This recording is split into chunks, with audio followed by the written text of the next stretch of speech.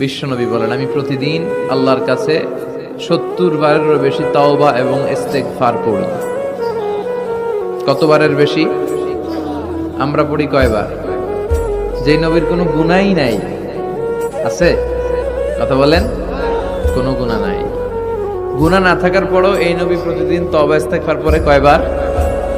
তাহলে আমাদের পড়া দরকার কয়বার? অনেক অনেক তওবা ইস্তেগফার পড়া দরকার। আমরা যেন বেশি বেশি আল্লাহর কাছে ক্ষমা চাইতে পারি। আল্লাহ ক্ষমাশীল, ক্ষমা চায় যারা, ক্ষমা প্রার্থনাকারী বান্দাদেরকে বড্ড পছন্দ করে।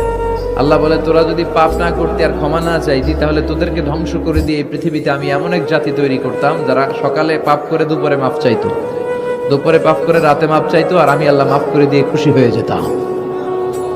এই জন্য আল্লাহর কাছে মাফ চাইতে রাজি আছেন? আমরা আল্লাহর কাছে ক্ষমা প্রার্থনা করি, তওবা করি যে আল্লাহ, তুমি আমাদের জীবনের গুনাহগুলো